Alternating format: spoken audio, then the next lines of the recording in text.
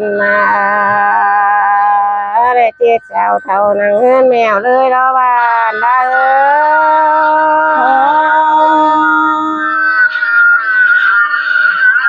นี่มาได้ยินเสียงคนเดินอะไรยินคนเดินเนา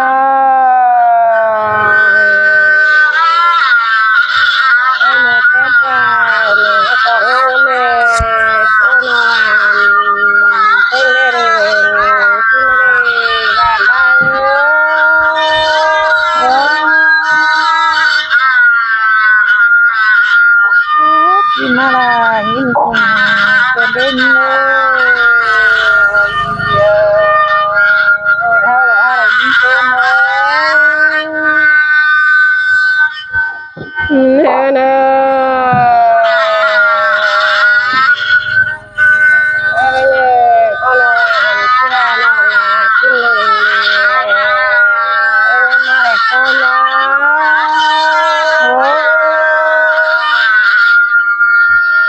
ต้นไม้เกิดมาดีนะ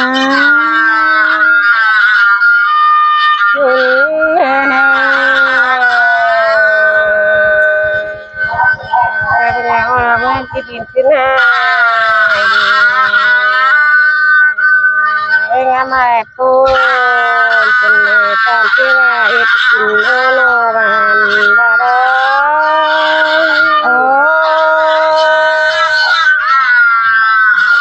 ต้นไม้นั่นนะ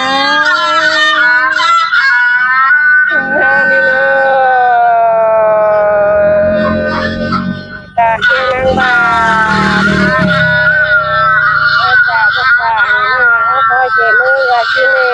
งามมาปูนเชิญ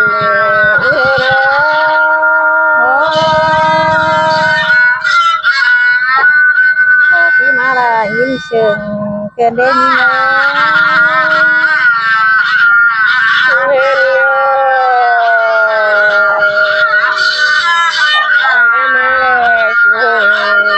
ขึ้นหน้าก็ได้รอสาวรักคนได้นักหนาเสียง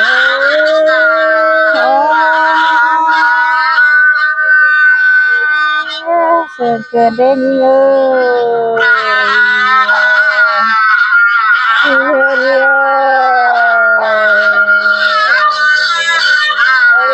แต่รักกันเนี่ยกินเท่าไรถึงว่าที่นี่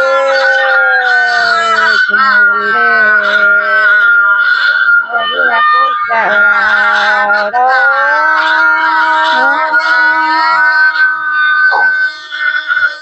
งามมางามอะไรเร็วยิ่งนะให้แมวหัวไปตั้งมือแล้วที่ไรกินตาตั้งมือลายวันจะเป็นกินน้ำเจอน้ำแต่เด็กจะได้หลายคอยรอ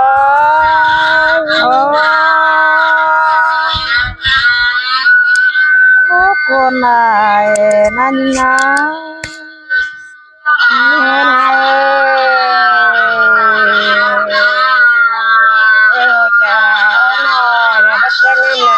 ปีมันแบบกินมันเองรอหน่อยหางเธอนะโอ้คนไหนนั่นนะเยอะ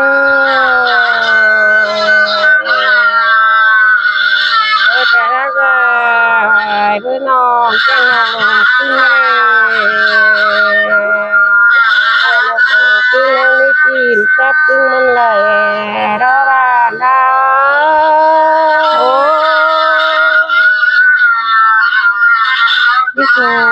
เกิดเด็กที่โกนเกินเนี่ยเนอะ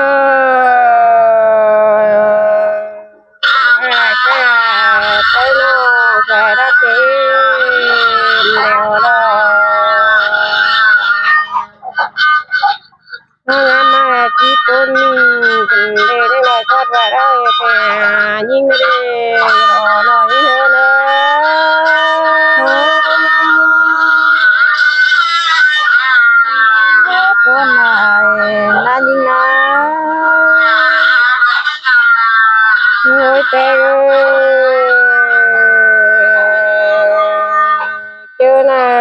ไรก็รอยให้เมตตาก็เดินยังไงก็ย่อมยานอยเอาเดินดีก้มเจ้าลาลาลี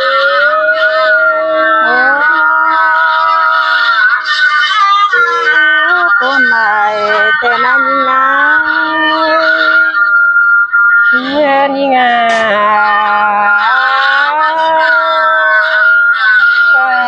กินนั่งกินแล้วเลยกินนั่งกินทองบ่นากาเอ็ดก็ปิ่นจะปิ่นโคตรโตตานเกียวอาลีโอ้ยต้นไม้นั้นนะ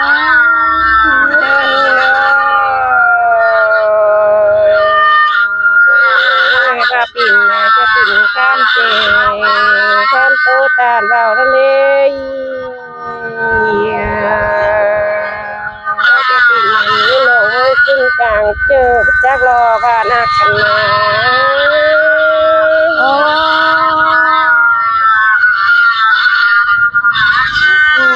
เสียใจเฮียนเยอะ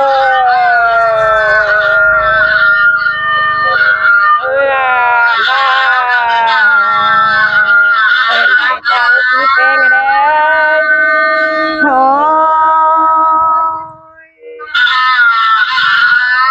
ปูนาเลิศดี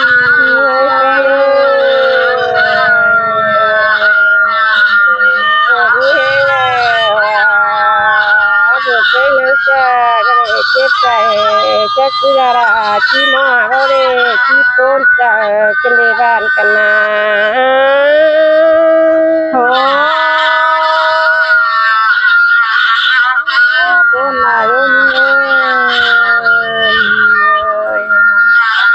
เฮ้ยเต้งานมางานบ่อยรอถึงงานเศร้าคือหนาวบ่ได้เนี่ยนะ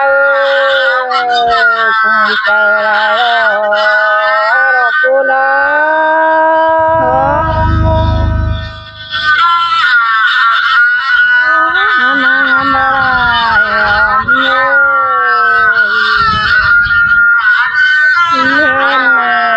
ต้นจ่า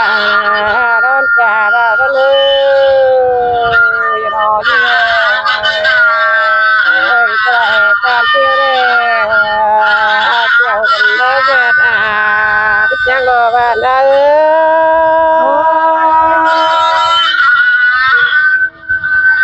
ถึงไหนนั้นนะ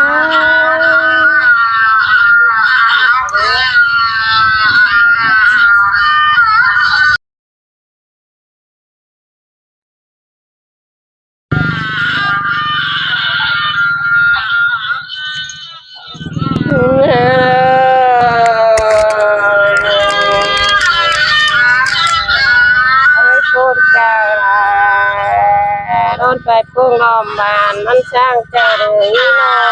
านคณะโอ้ที่มาลายิ้มเสือเกิดเดือนมาเกิด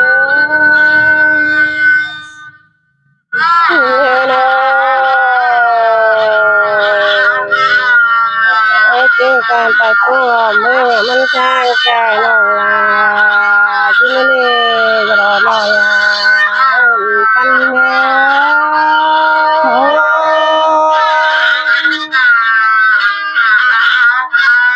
ต้นไม้นั้นนะเฮียนะได้กินกับห้างโตในบ้านบ้าที่ต้นนาเป็นเลียนี้โอ้ต้นนาจริงก็มีต้นนาบ้านไทยเฮียนะว่าจีกูฮาสึงเลยว่าจีกูฮาดีจังเลยบ้านคณะต้นเกิน ต้นไม้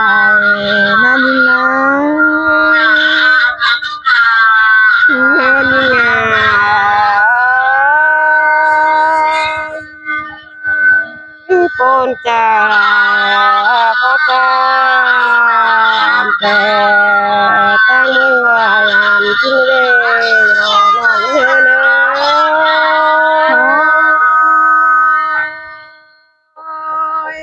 โอ้โกนายนะเฮเน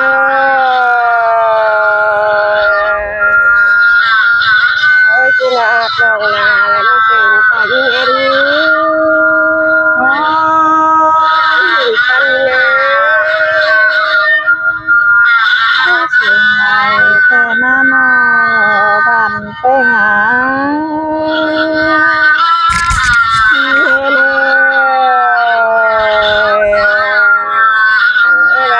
สิ่งแต่มาตัวห้ามสิ่งต่อโลกเป็นไงมันสร้างแต่ละเอ็นน้องปันน้อง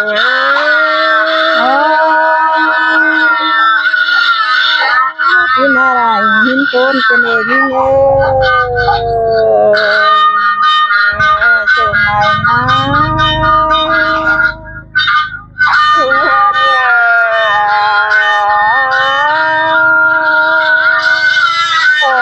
นะสิ่งบ้านน้อง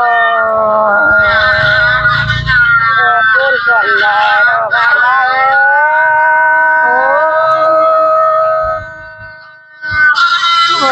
สิ่งใดน่าลองให้งา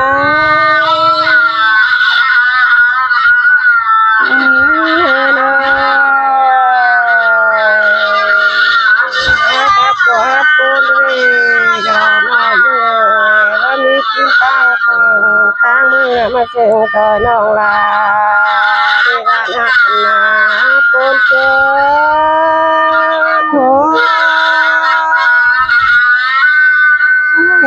จีบจากว่า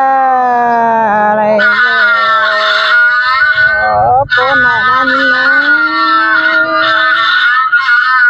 เห็นเยอะ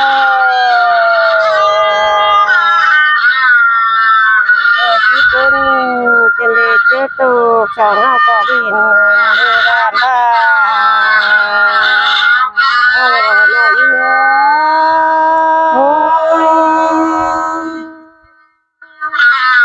แล้วก็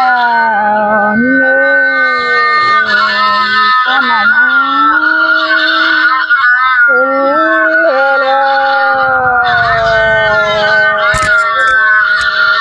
จากงาปูนเรียนชูจังเรียนชูราหน่อยตั้งรักมือไก่จังเรียปูนมิงลาละวานละ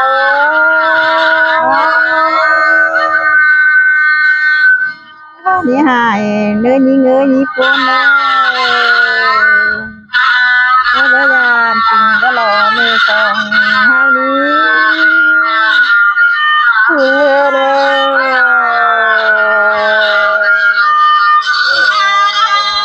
กองตัวสิ่งแค่กองลุ่มก็น่าจะรอหน่อยเลยกองลุ่มนั่งกินนาเชื่อเลย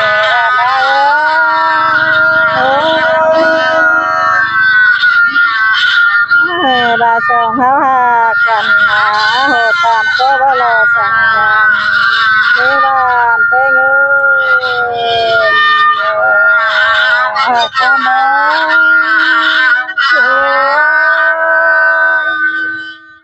เป็นหาสิลาหน่อยฮักเตะร้องเจคาเมนก็ป้าป้าบัญญาน้ำมาหลอกตัวเลยก็งานอันนั้นไม่ทำกันนะ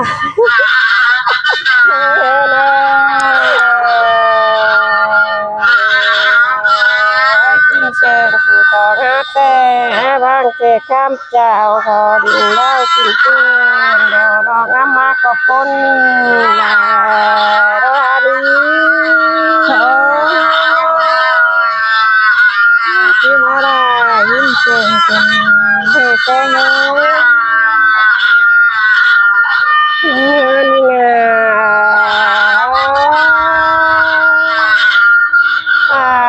จักเกินที่ทางปอดกินแม่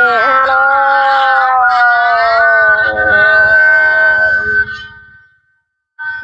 ฟังคำปอบปิ้งแม่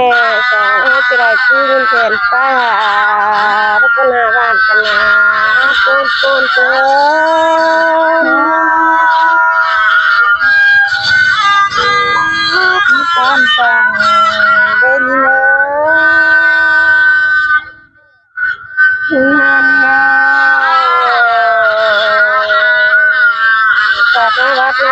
ยนะคะคำลาหน่อยสองจะได้คืนก็ได้หนึ่งรอก้นใจลายรอดี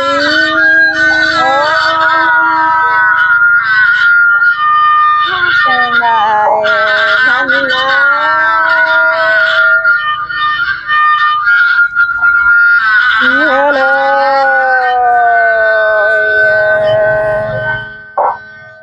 งามมาเลยงามบ่ได้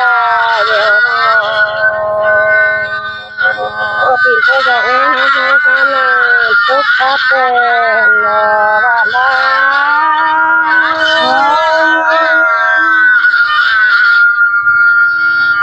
ต้นไม้นั้นนะ เฮ้ยนะเฮ้ยฮะเลยสังคมนะตุ๊กตาเป็นไปลายเตียวได้ดอกอาจีปูนเป็นเลยน้ำตุ๊กตาดึงมือปีน้องเวลาได้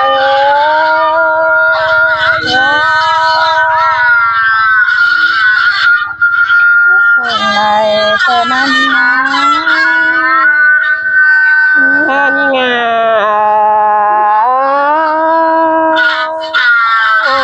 จะหอมของใครโผล่ขึ้นมา